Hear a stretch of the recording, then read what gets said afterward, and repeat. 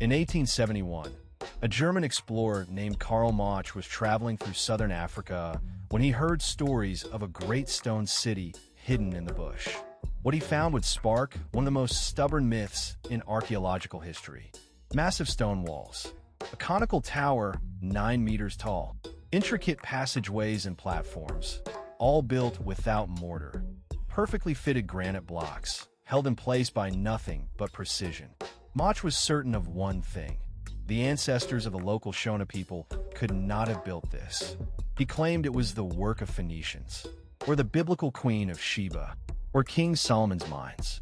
He was wrong on every count, but it would take over 60 years for the truth to win out. And the ruins themselves, now known as Great Zimbabwe, would become a symbol of a nation's stolen heritage. Great Zimbabwe was not a single building. It was a city, the largest ancient stone structure in sub-Saharan Africa, covering over 700 hectares. At its peak between the 11th and 15th centuries, it was home to between 10 and 20,000 people. The site has 3 main sections. The hill complex, perched on a granite outcrop, was likely the royal residence, the seat of the king's power. The Great Enclosure, with its massive outer wall, 250 meters long and 11 meters high, was the ceremonial heart of the city, and the valley ruins spread across the lower ground, housing the general population. The walls were built using a technique called dry stone construction. Each granite block was carefully shaped and fitted without mortar. The builders added decorative patterns, chevron bands, herringbone courses, sometimes still visible after 7 centuries. Inside the Great Enclosure stands the Conical Tower, a solid, tapering structure over 9 meters tall. Its purpose remains unknown. It may have been a grain store, a symbolic representation of a king, an astronomical marker. Nobody knows. Great Zimbabwe was the capital of a powerful Shona kingdom that dominated the Zimbabwe Plateau from the 11th century onward. The Shona were skilled in mining, metallurgy, and long-distance trade, and their city sat at the center of a vast economic network. The kingdom controlled the gold fields of the interior. Gold was mined, smelted, and traded eastward to the Swahili coast, where Arab and Indian merchants carried it across the Indian Ocean. Chinese Celadon porcelain has been found at Great Zimbabwe. Persian ceramics, glass beads from Arabia. This was not an isolated fortress in the bush. It was a node in a global trading system. The most famous artifacts from the site are the Zimbabwe birds, 7 soapstone carvings that once stood on the walls of the hill complex. Each bird is unique, carved from a single piece of stone, standing over a meter tall. They are believed to represent royal authority, perhaps acting as spirit messengers between the king and the ancestors. When European colonists first encountered Great Zimbabwe, they refused to believe it was African. The problem was ideological.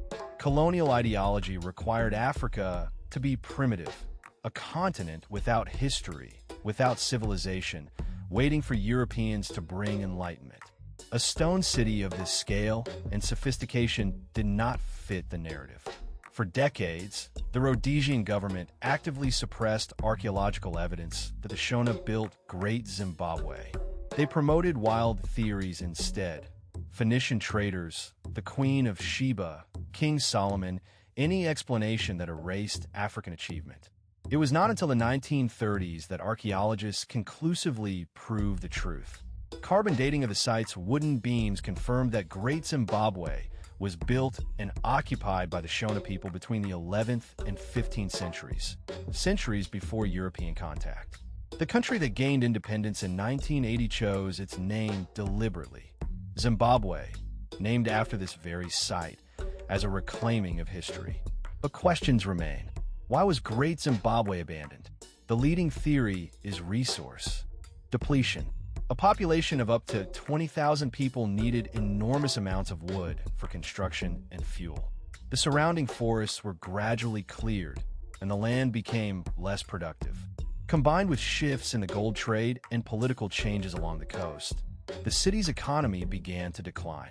By the 15th century, the population had dispersed. The great stone walls stood empty. not destroyed by invaders, but slowly abandoned as the center of power moved northward. The ruins were never entirely forgotten. Local Shona communities continued to regard the site as sacred, leaving offerings at the walls. When European visitors arrived centuries later, they found not a lost city, but a living memory. Today, Great Zimbabwe is a UNESCO World Heritage Site and a national monument. Its walls still stand, the largest ancient stone structure in Africa south of the pyramids.